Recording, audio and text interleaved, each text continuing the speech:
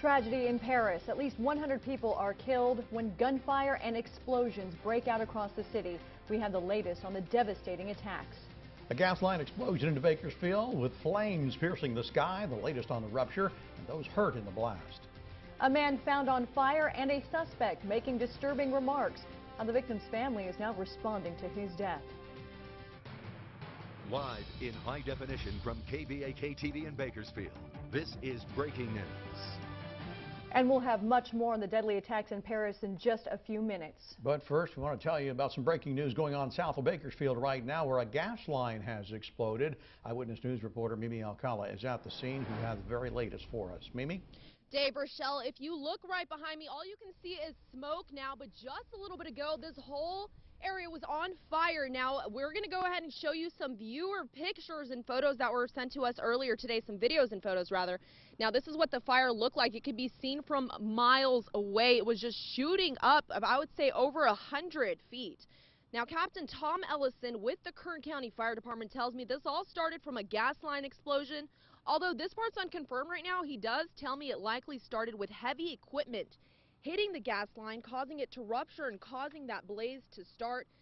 He also tells me there were reports of a vehicle on fire, maybe 3 injuries and a structure on fire, but that is also unconfirmed at this point. But they do have a helicopter circling around looking for anything that they might see. Now, this also coming in right now, the helicopter is continuing to circle around. I don't know if you guys can see that. We're still in videos. All residents in the area were evacuated, and the fire department is asking that everyone stay away at this time.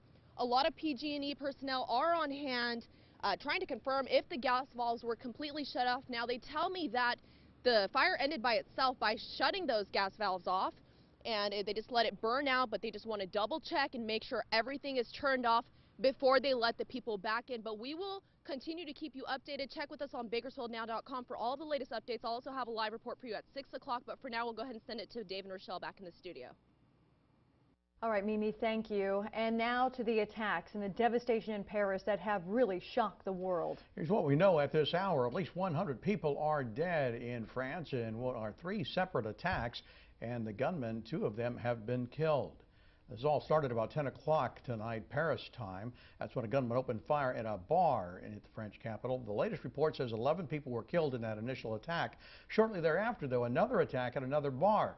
So far, the casualties, there have been reported casualties there. Then there were explosions at the Bataclan Rock Theater. That's where the rock band from Palm Desert called the Eagles of Death Metal were performing.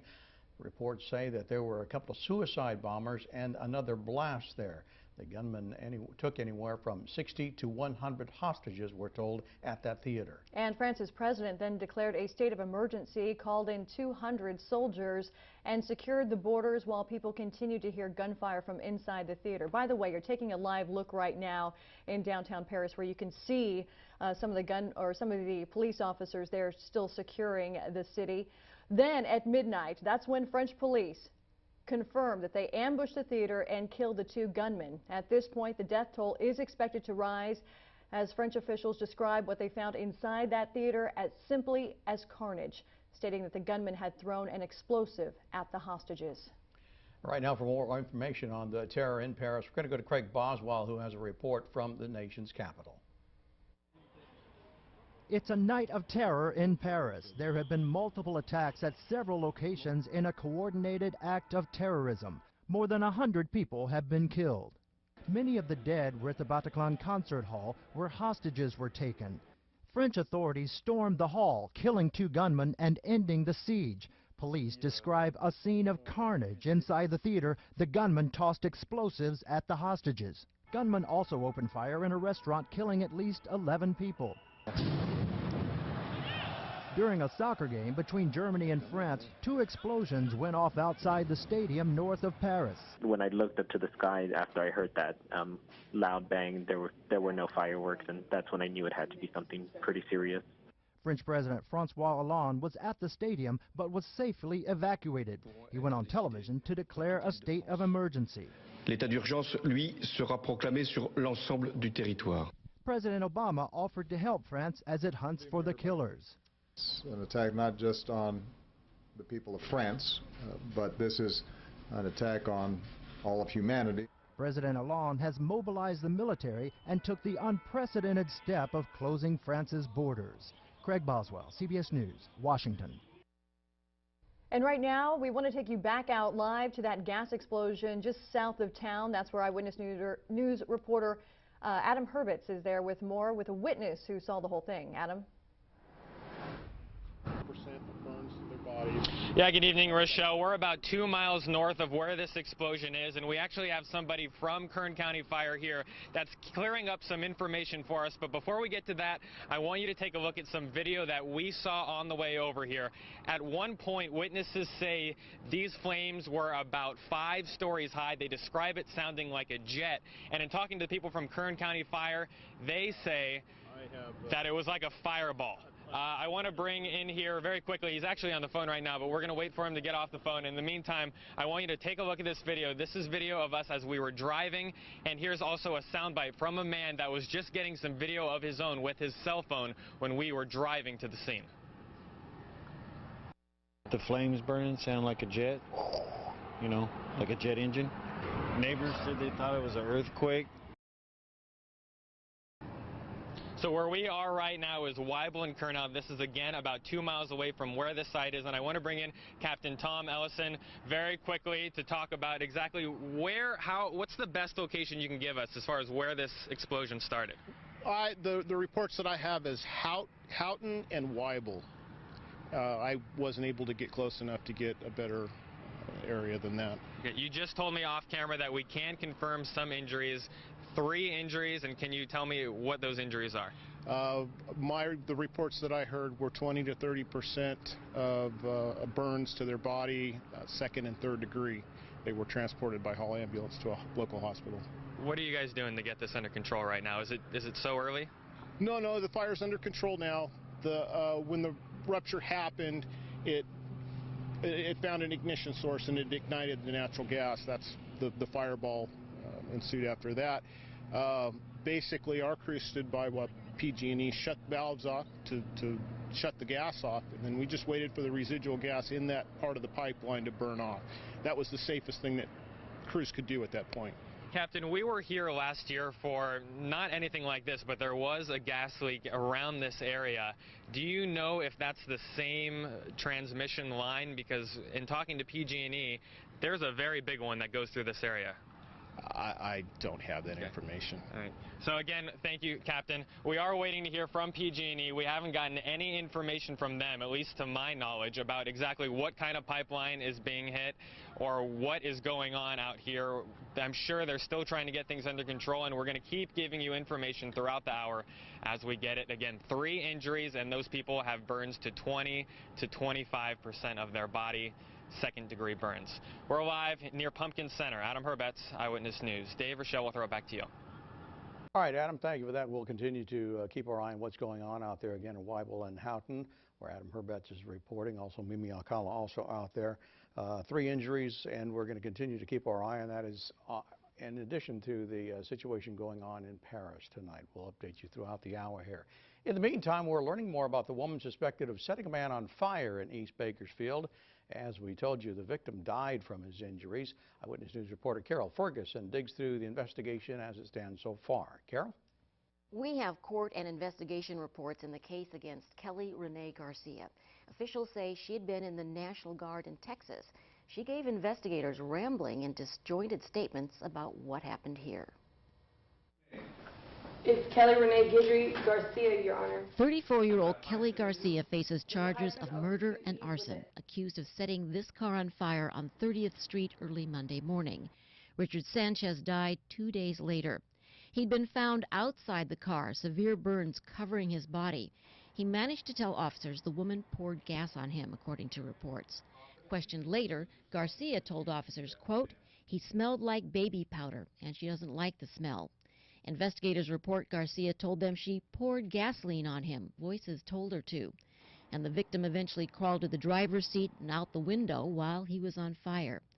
The victim had been pulled away from the car, and those officers said they found Garcia in only a bra and panties, putting on her clothes. Garcia, at times being interviewed, said it was her mother in the car with her. Investigators now say the car had been stolen from a rental lot at the Midland, Texas airport. Garcia told officers she came to Bakersfield to buy meth. In the car, officers found what appeared to be marijuana and paraphernalia. In the trunk, animal bones were found. Garcia reportedly said she got them in Arizona and didn't know if they were human or animal. Also, a truck tire was found on top of the car. A day later, Garcia reportedly told officers she was not trying to kill anyone, just trying to kill the smell. And officers say at that point she suggested we light her on fire. Garcia was in court yesterday. As we told you, she was ordered to see a doctor to determine if she's competent to represent herself and to stand trial. Back to you. All right, Carol. And we also now have new details about the man who was caught on fire. Eyewitness News reporter Lexi Hoteling spoke with the victim's family and is here now with more. Lexi. Rochelle, I spoke with Sanchez's wife, Kara Sanchez. She tells me his death was a shock to all of his family and friends. Our family is just, and his friends are just devastated. And there's not one person that knew Richard that would say one bad thing about him. Family and friends mourn the loss of Richard Sanchez. He was a very loved and loving, giving man. Kara says she held her husband's hand on Wednesday when he died at a burn center in Los Angeles. This is so far-fetched, it doesn't seem real. She says Sanchez comes from a big family, leaving behind 6 kids. He had his problems, but it wasn't. He was a very good father, a husband, brother, son, grandfather, uncle. He was everybody's uncle. Kara did not want to discuss specific details about her husband's death, but she did say that she is not aware of any relationship between her husband and the woman accused of his murder.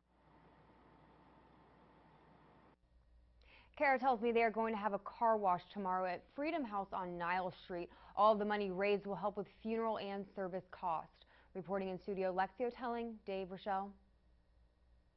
All right, Lexi, thanks for that. A lot going on tonight, and the weather, too, is threatening down the road here. Miles has it for us. Hey, Miles. That's right. That's down the road on a very busy news day. The weather is actually kind of tranquil right now. Clear skies outside. We have a little bit of haze. The temperature is 60 degrees, 55% humidity. Air quality back up into the poor zone. That's 105 on the AQI. Temperatures in the 60s mainly right now. 50s up in the mountains, 66 at Lake Isabella. But off to the north, here is a winter weather advisory. Just the beginning of what could be coming even to Kern County. It's looking colder now. First of all, you can see the fog this morning just to the south of Fresno. You can see it in a couple of frames there. Not a big problem with fog today, nor do I think there'll be one tomorrow. But off to the north, here comes that cold air that will bring with it precipitation, rain, and snow to Kern County. 60 right now in town. We're looking at 5-mile visibility and haze here, better visibility outside the valley. Wind still out of the east, but the winds in the mountains beginning to drop off a little bit. Going to a football game tonight, are you? Temperatures are going to be in the 50s, dropping into the 40s by the end of the game, so kind of chilly. Look for clear skies. We're in the 50s to begin with. Some patchy fog first thing tomorrow morning, 43 degrees, and in the mountains. Breezy to begin with, but not as breezy after that. A little cooler tonight, I think, down to around 32 degrees. Full forecast in just a few minutes. Back to you. All right, thanks so much, Miles. We now know the name of a man who was shot and killed last week near Arvin. When deputies got to the scene, they found Antonio Sanchez and another man suffering from gunshot wounds. Sanchez died at the scene. He was 23 years old.